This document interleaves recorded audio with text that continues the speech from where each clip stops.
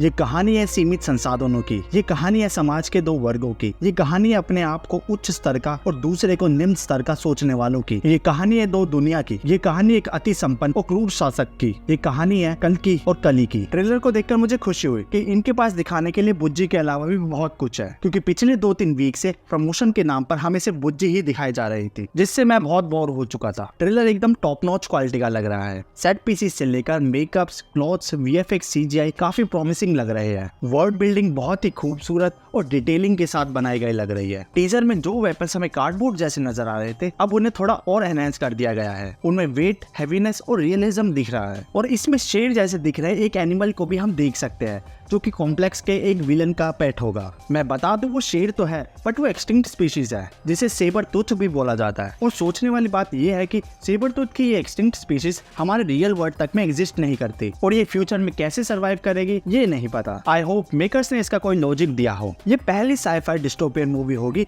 जिसमें romantic songs भी होंगे। ट्रेलर को देखकर कह सकते हैं ये हॉलीवुड लेवल का तो है, बट जितना पसंद मुझे अश्वत्थामा का ग्लिम्स आया था, उतना पसंद मुझे ये ट्रेलर नहीं आया। कुछ तो मिसिंग था इस ट्रेलर में, और वो क्या मिसिंग था इसके बारे में मैं आगे बताऊंगा। ट्रेलर को देखकर हम मूवी की बेसिक सी स्टोरी प्रेडिक्ट कर सकते हैं, और स्टोरी कुछ इस तरह होगी। दीपिका पादुकोण का कैरेक्टर पूरी मूवी में प्रेग्नेंट रहेगा, जिनके कैरेक्टर का नाम मे बी सुमति होगा अकॉर्डिंग टू कल्कि पुराण। अगर इनके वोम में भगवान कल्कि ही होगे तो, जो भागती रहेगी अपने बच्चे और खुद को बचाने के लिए यास्किन और उसकी आर्मी से, क्योंकि दीपिका कॉम्प्लेक्स की ही एक रेजिडेंट होगी, जो कि एक पार्टिसिपेंट भी होगी किसी क्लासिफाइड कॉम्प्लेक्स के मिशन की, जो पहले इनफर्टाइल होगी और फिर बाद में वो जब फर्टाइल हो जाएगी तो वो उस कॉम्प्लेक्स से भाग निकलेगी, और कॉम्प्लेक्स वाले फिर उस पर एक बाउंटी रखेंगे उसको पकड़ने के लिए, जो मिलेगी हमारे भाड़े के टट्टू प्रभास को। बट दीपिका को पकड़ने से पहले प्रभास को सामना करना पड़ेगा अश्वत्थामा से, जिनका सोल पर्पस ही होगा दीपिका को और उसके बच्चे को प्रोटेक्ट करने का, जिसकी वजह से वो अपने इमोर्टल कर्स से भी लिबरेट हो जाएंगे। और आयरनी की बात यह है, जिस अश्वत्थामा ने द्वापर युग में पांडवों के बच्चों को मारा था और उत्तरा के वूम में पल रहे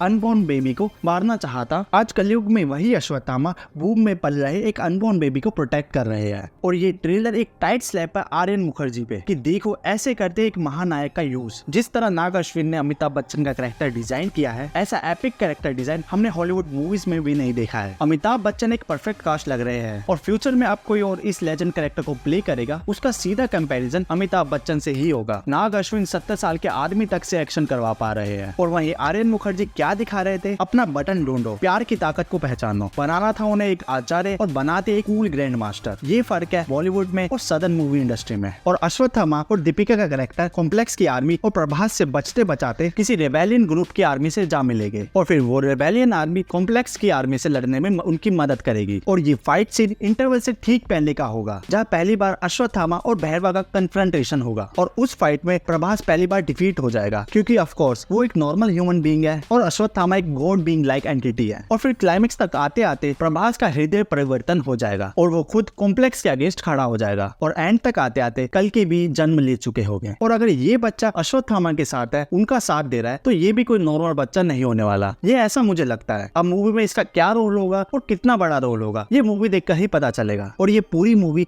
एक रैट चेजिंग में ही निकल जाएगी। तो ये थी मेरी एक स्टोरी प्रेडिक्शन। तो अब थोड़ा इसके नेगेटिव्स की भी बात कर लेते हैं। मुझे क्या पसंद नहीं आया इस ट्रेलर में, तो पहले इसके मेकर्स ने हॉलीवुड की सारी साइफाई मूवी से कुछ ना कुछ रेफरेंसेस और कॉन्सेप्ट उठा रखे हैं, और दूसरा इस मूवी के वीएफएक्स और सीजीआई में काफी जगह लाइटिंग का इशू नजर आता है, जो कि हमें क्लियरली भी पता चलता है। जैसे प्रभास का ये इजेक्टेड शॉट, ये बिल्कुल भी अच्छा नहीं लग रहा। बैकग्राउंड और फोरग्राउंड की प्लेट्स बिल्कुल क्लियरली पता चल रही है, और सेबर टूथ भी फोटोरियलिस्टिक नहीं लग रहा। मूवी में जो भी अमिताभ बच्चन के फाइट सीन्स होने वाले हैं, वो सब चोपी फील होने वाले हैं, जो कि हमें ट्रेलर में भी फील हो रहा है, क्योंकि जब जब अमिताभ बच्चन फाइट कर रहे हैं, वो सीन्स काफी absurd और रैंडम कट के साथ नजर आ रहे हैं, क्योंकि अब उनकी एज भी हो चुकी है, और वो हमें इंटेंस एक्शन करते हुए नहीं नजर आने वाले। और भाई कॉमेडी क्यों डाल रहे हो इसमें? मतलब ठीक है, तुमने माहौल को लाइट करने के लिए ब्रह्मानंदन के कैरेक्टर को डाल दिया, और उन पर कॉमेडी सूट भी होती है, क्योंकि बचपन से ही हम उन्हें कॉमेडी रोल में ही देख रहे हैं। बट प्रभास का कैरेक्टर भी कॉमेडी कर रहा है। पहली बात तो प्रभास को कॉमेडी करना बिल्कुल भी नहीं आती, वो बंदा सिर्फ मुझे सीरियस रोल में ही पसंद आता है। जहाँ जहाँ ट्रेलर में प्रभास के कॉमेडी सीन्स आ रहे हैं, वो बहुत ही क्रिंज फील हो रहे हैं, खास करके ये सीन। क्या जरूरत थी इस सीन की? फेक लग रहा है वो अलग, और सबसे बुरा मुझे इस ट्रेलर में जो लग रहा है वो है इसकी हिंदी डबिंग। पता नहीं कौन से गीले नशे सूंघ के इन्होंने इसमें डबिंग करी है। मतलब 600 करोड़ की फिल्म में डबिंग इतनी वाहियात फील हो रही है। ऐसा लग रहा है सभी एक ही स्टूडियो में बैठकर बात कर रहे हैं, किसी की भी आवाज सिचुएशन के अकॉर्डिंग फील ही नहीं हो रही। और लिप सिंक तक मैच नहीं हो रही, और अगर ये इशू मूवी में भी हुआ तो ये बहुत बड़ा ब्लंडर होगा, क्योंकि इनका large chunk of revenue Hindi audience से ही निकलेगा। और वीडियो की स्टार्टिंग में मैं जो बोल रहा था कि किसी चीज की कमी लग रही है, वो कमी एक एलिवेशन सीन्स की कमी लग रही है। मतलब हर ट्रेलर में, चाहे वो हॉलीवुड का हो या साउथ का हो, 1 या 2 एलिवेशन सीन जरूर होते हैं ऑडियंस को हाइप्ड अप करने के लिए। बट इस ट्रेलर में मुझे कोई भी एलिवेशन सीन नहीं दिखा, जब तक इन्होंने कमल हसन के लुक को नहीं दिखाया। उनका कैरेक्टर अपीयरेंस इन्होंने एलिवेशन सीन के तौर पे डाला गया, ताकि ऑडियंस और हाइप्ड अप हो जाए और ऑडियंस सेल हो जाए इसे देखने के लिए। और सच बताओ, ऑडियंस सेल हो गई है कमल हसन के एक लुक को देखकर, जो कि निहायत ही परफेक्ट और शानदार लग रहा है। वो जाने ही जाते हैं ऐसे रोल्स करने के लिए, और मैं 100% श्योर हूँ वो इस रोल को अच्छे से कैरी करेंगे, और हम इंडियन ऑडियंस को एक नया पॉप कल्चर विलन देखने को मिल जाएगा, जो एक बेंचमार्क सेट करके जाएगा। इस लुक को देखकर मुझे मिस्टर नोबडी और दी वोल्वरिन के विलन इचिरो याशिका के जैसा लगा, क्योंकि कमल हसन जो मोस्ट प्रोबेबली किसी सुप्रीम यास्किन का रोल प्ले कर रहे हैं, वो इन दोनों कैरेक्टर से काफी रिसेम्बलेंस कर रहे हैं। लुक वाइज में मिस्टर नोबडी और कैरेक्टरिस्टिक्स में इचिरो याशिका जैसे लग रहे हैं। बट मैं ये कहना चाहूंगा, कमल हसन का लुक इनको रिवील नहीं करना चाहिए था, सिर्फ उनकी वॉइस आ जाती वो भी काफी था हम ऑडियंस के लिए। कमल हसन का लुक एक सरप्राइज पैकेज की तरह काम करता है इस मूवी में, और सुनने में ये भी आ रहा है इसका सेकंड ट्रेलर भी जल्दी रिलीज होगा। तो देखते हैं इसके सेकंड ट्रेलर में हमें और क्या डिटेल्स देखने को मिलेगी। कमेंट में आप मुझे बताओ आपको ये ट्रेलर कैसा लगा, और आप मुझे बताओ क्या आपको मेरी स्टोरी प्रेडिक्शन से एग्री करते हो या नहीं। वीडियो पसंद आए तो लाइक करना, चैनल पे नए हो तो सब्सक्राइब करना मत भूलना। मैं मिलता हूं आपसे नेक्स्ट वीडियो में। आप देख रहे थे ओजी फ्लिक।